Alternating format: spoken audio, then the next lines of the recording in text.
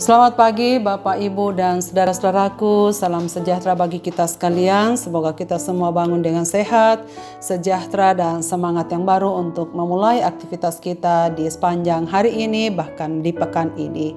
Senang sekali saya menjumpai Bapak, Ibu, dan saudara-saudaraku melalui acara Renungan Pagi ini. Lukas pasal 8 ayat 7 dan 14. Sebagian lagi jatuh di tengah semak duri, dan semak itu pun tumbuh bersama-sama dan menghimpitnya sampai mati. Yang jatuh dalam semak duri ialah orang yang telah mendengar firman itu, dan dalam pertumbuhan selanjutnya mereka terhimpit oleh kekhawatiran dan kekayaan dan kenikmatan hidup, sehingga mereka tidak menghasilkan buah yang matang. Saudara-saudara, dalam renungan pagi hari yang lalu telah kita dengarkan bahwa banyak orang berbondong-bondong untuk menemui, melihat, dan mendengarkan Yesus. Namun Yesus mengetahui bahwa sebagian besar di antara mereka tidak sungguh-sungguh mendengarkan, memahami, dan berusaha meresapkan firman Tuhan dalam kehidupan nyatanya. Pada jenis ketiga, hati orang yang mendengar pengajaran, Yesus menjelaskan perumpamaannya seperti benih jatuh di tanah yang telah disiapkan dengan baik. Kondisi tanah yang telah dipersiapkan memungkinkan benih tumbuh dan menjadi besar. Namun di tanah yang sama terdapat juga akar rerumputan yang berduri. Benih yang tumbuh dan menjadi besar bersaing dengan rerumputan berduri dalam mempertahankan hidupnya. Masing-masing mencari sari makanan dalam tanah, dan hasil aksi akhirnya rerumputan berduri menang dan bertahan hidup. Sedangkan benih tersebut semakin lama semakin kekurangan sari makanan dan akhirnya mati. Saudara sekalian, arti perumpamaan ini dimaksudkan oleh Yesus Kristus untuk menunjuk pada orang-orang yang kelihatannya menerima firman Allah, sehingga mereka menggabungkan diri mungkin menjadi jemaat Kristen. Tetapi ada berbagai macam tantangan, seperti halnya benih tumbuh di antara rerumputan berduri yang mereka hadapi. Oleh karena itu, setiap orang tidak cukup hanya menjandang status sebagai orang Kristen.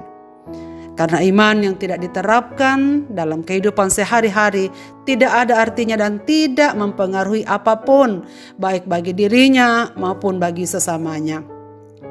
Percaya kita dapat terkalahkan atau terhimpit oleh kekhawatiran dan kekayaan dan kenikmatan hidup, sehingga mereka tidak menghasilkan buah yang matang. Ini bukan sesuatu yang terjadi dalam semalam, saudara sekalian, tetapi melewati proses waktu dalam jangka waktu tertentu.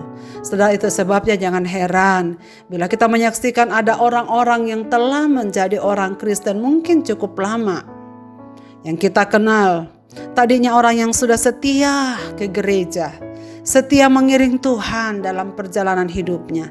Tetapi suatu ketika ia meninggalkan imannya karena berbagai hal. Dalam bacaan ini kita melihat ada dua penyebab yang dapat menghimpit iman sehingga tidak dapat berbuah bahkan mati. Yang pertama, kekhawatiran. Kekhawatiran akan segala sesuatu dalam hidup kita. Dalam Injil Matius, Yesus mengingatkan bahwa ternyata manusia bisa melupakan Tuhan karena kekhawatiran. Ia berkata kepada murid-muridnya, "Karena itu aku berkata kepadamu, janganlah khawatir akan hidupmu, akan apa yang hendak kamu makan, dan janganlah khawatir pula akan tubuhmu, akan apa yang hendak kamu pakai." Jadi saudara sekalian, dari ayat ini kita dapat melihat bahwa apa yang seringkali membuat kita khawatir terkait dengan apa yang kita makan, minum, dan pakai. Pertanyaannya, mengapa kita khawatir? Karena kita percaya, karena kita tidak percaya bahwa Tuhan akan menyediakan segala yang kita perlukan tepat pada waktunya. Kemudian yang kedua, apa yang akan menghimpit percaya kita? Kekayaan dan kenikmatan hidup. Saudara, berhati-hatilah dan jangan terlena dengan segala kenikmatan, kekayaan, dan kelimpahan yang kita sudah punyai. Ternyata hal ini dapat membuat kita pelan demi pelan meninggalkan Tuhan. Jangan biarkan firman yang kita dengarkan kemudian terhimpit oleh karena kita terlena dengan segala kenikmatan, kekayaan, dan kebahagiaan.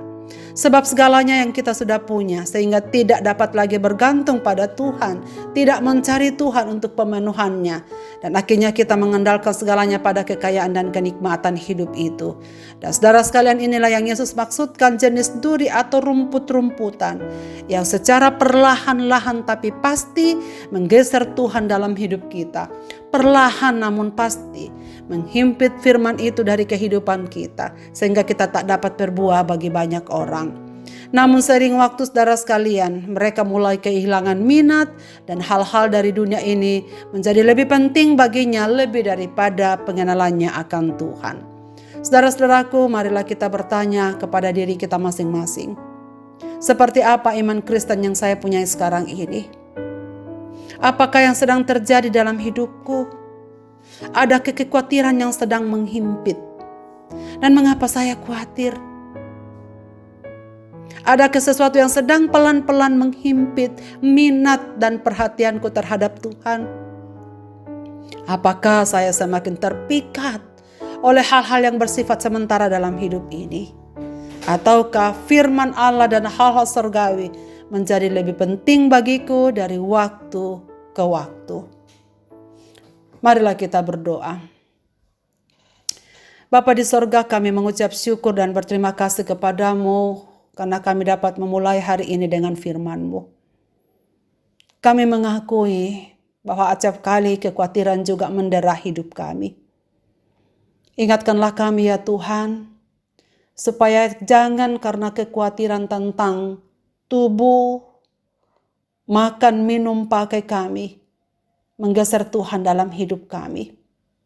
Berilah kami keyakinan bahwa apapun yang terjadi dalam hidup kami masa kini dan masa akan datang, jika kami serahkan dalam tangan Tuhan, Engkaulah yang akan menolong kami. Engkau yang akan menyediakan segala yang kami perlu. Dan sesungguhnya Tuhanlah menjadi jawaban untuk segala kebutuhan-kebutuhan hidup kami. Ya Tuhan, ampunilah kami jikalau segala yang kami punya, kekayaan, kenikmatan seringkali menjauhkan kami daripada-Mu. Tolonglah kami ya Bapa, ingatkanlah kami selalu jika kami memiliki semua yang kami dapat nikmati sampai pagi hari ini, semua karena anugerah Tuhan. Dan ajarlah kami untuk selalu bersyukur untuk segala yang Tuhan sudah sediakan bagi kami. Ke dalam tangan kasih-Mu Bapa kami serahkan hidup kami di sepanjang hari ini.